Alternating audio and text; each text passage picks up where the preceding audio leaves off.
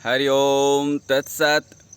किसी साधक का, किसी सज्जन का एक बड़ा ही प्यारा प्रश्न आया है और उसका आंसर, उसका उत्तर भी बड़ा ही सरल है, लेकिन समझ में आ जाए तो बहुत बड़ी, बहुत गहरी बात है, जिसके ऊपर बुद्ध, कबीर इत्यादि अनेक महापुरुषों के गहरी रहस्य छिपी हुई है।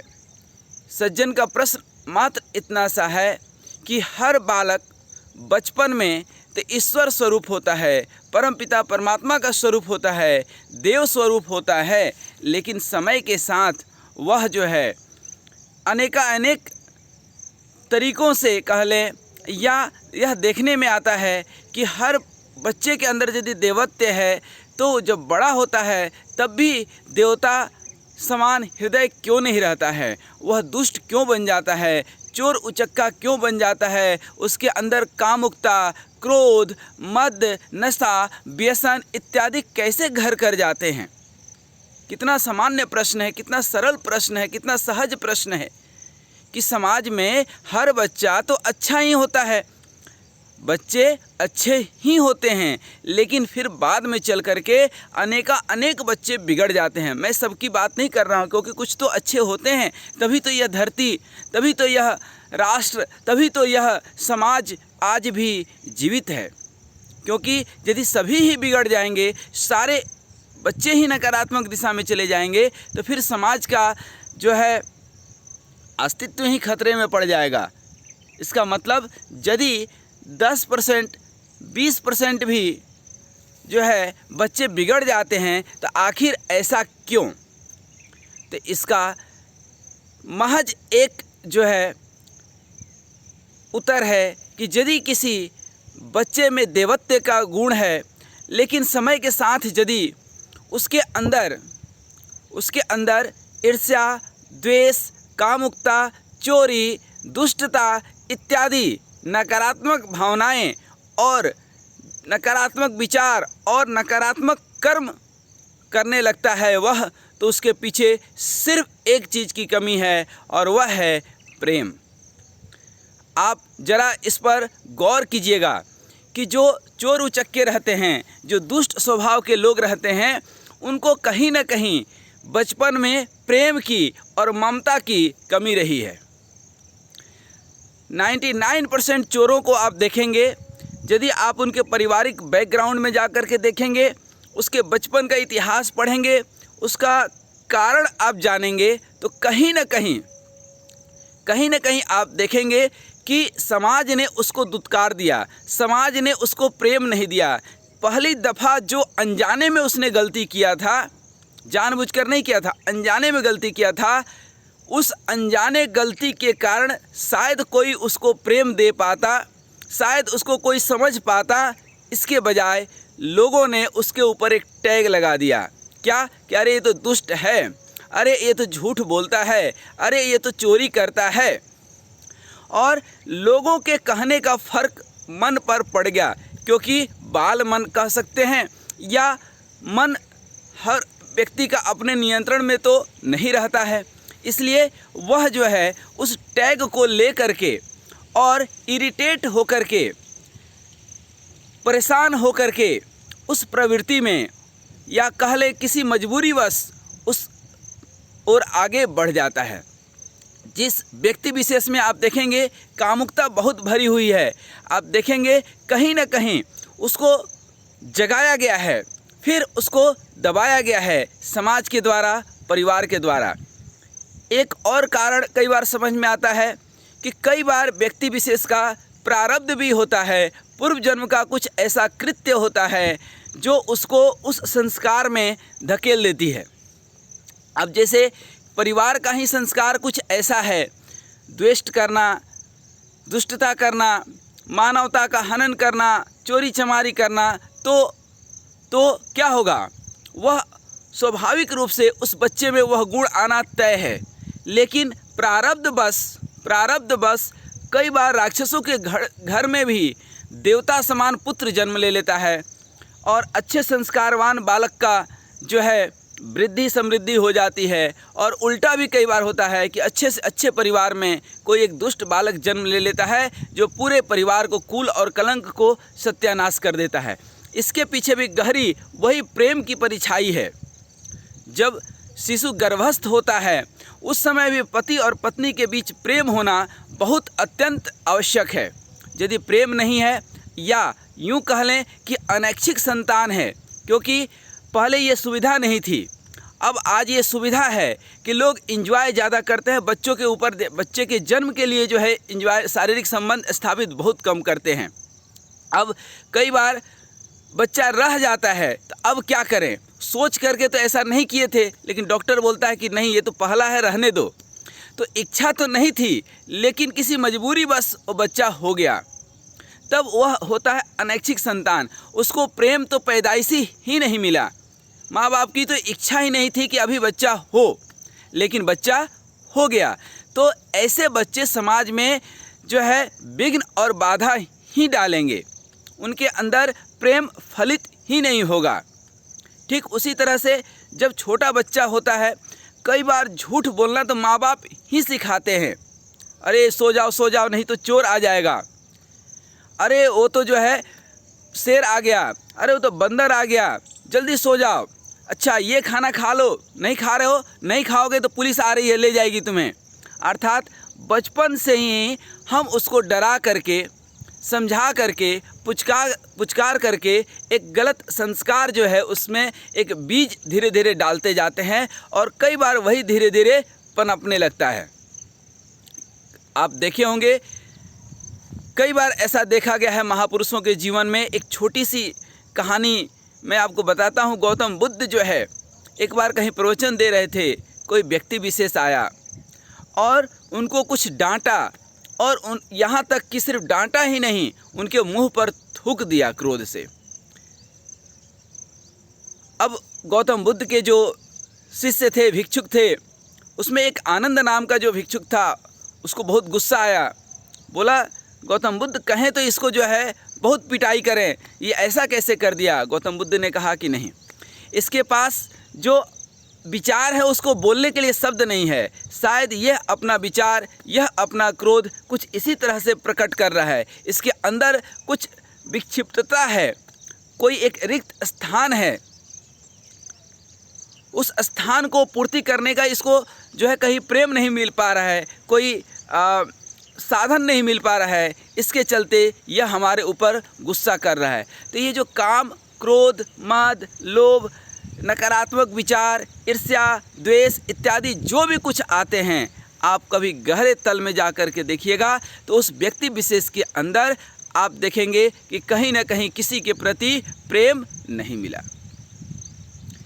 पहले होता था विवाह, अर्थात जब दो व्यक्ति मिले, स्त्री और पुरुष मिले और जीवन वाह वाह हो जाए तो वह हो गया विवाह।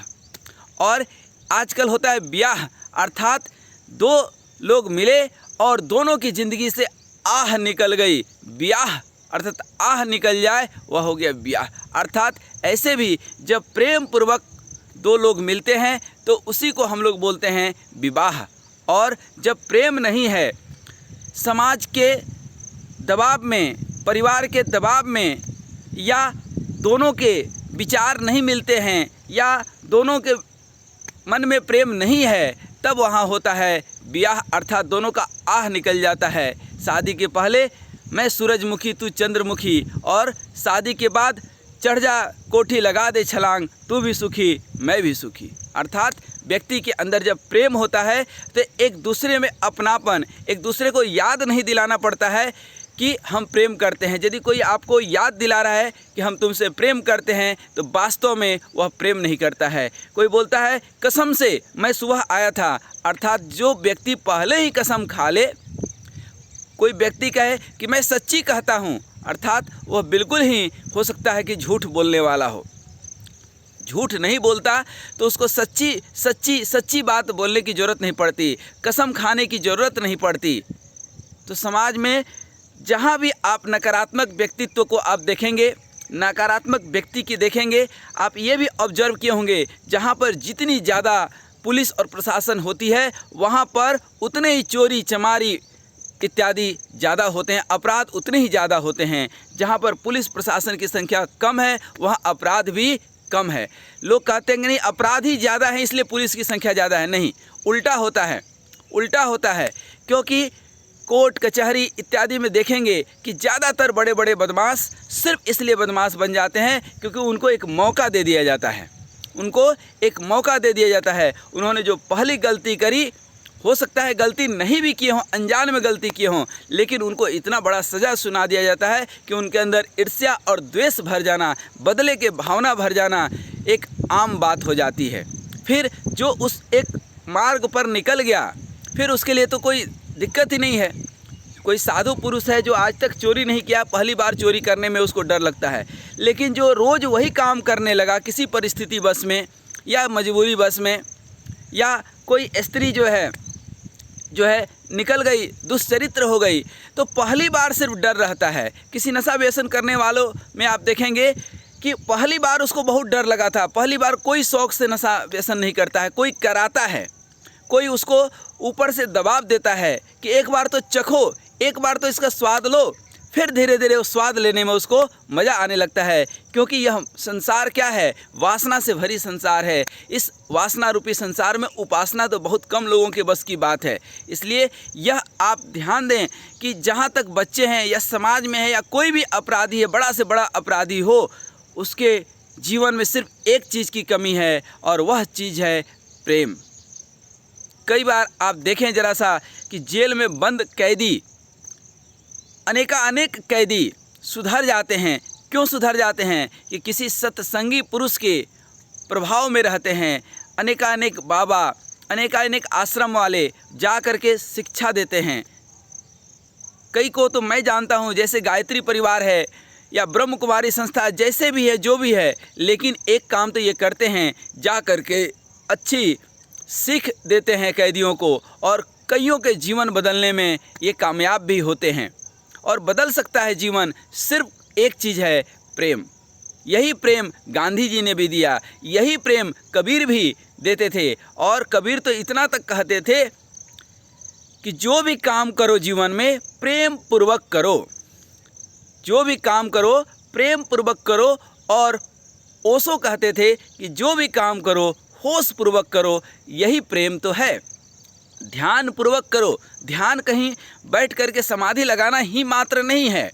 ध्यान तो यह है कि जो भी हम काम करते हैं ध्यान पूर्वक करें, होश पूर्वक करें। जब हम होश पूर्वक और ध्यान पूर्वक कोई काम करते हैं, विचार पूर्वक काम करते हैं, स्वभाव पूर्वक काम करते हैं, तो गलत काम हो ही नहीं सकता है। क्योंकि हमारी अंतरात्मा कभी भी गलत रास्ते पर हमें नहीं ले जाती है।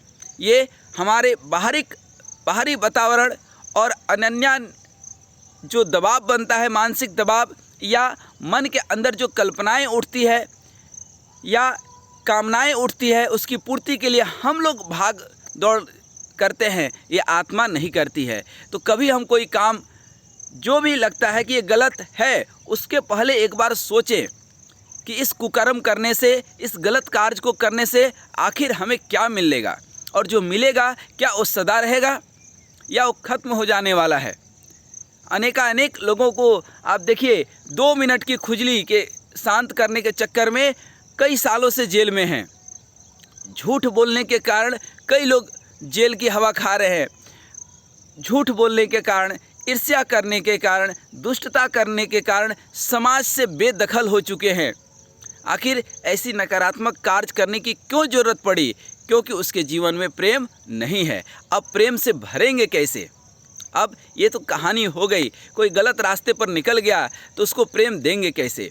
तो एक तो अपने तरफ से उसको प्रेम दे, उसके परिस्थिति को समझें कि आखिर ऐसा काम वो क्यों कर रहा है, ऐसी क्या मजबूरी आ गई, पहली चीज़। और दूसरी चीज़, जो आगे बढ़ चुके हैं, थोड़ा सा सुबह इस वातावरण में बैठ करके 15 मिनट निधि ध्यासन करें, अर्थात स्वयं का चिंतन करें कि हम जो कर रहे हैं क्या सही कर रहे हैं।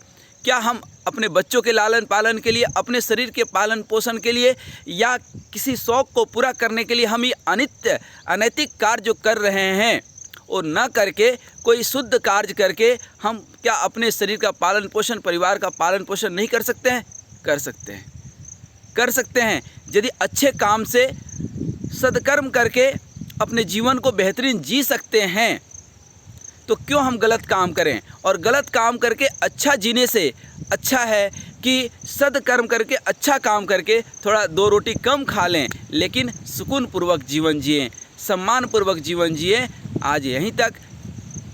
प्रतिदिन 10 मिनट भगवान का भजन करें, जीवन प्रेममय, प्रेम करें, भगवान से प्रेम करें, इस प्रकृति भवानी से प्रेम करें और इस अस्तित्व में आकर के 10 मिनट जरा अपना स्वयं का चिंतन करें।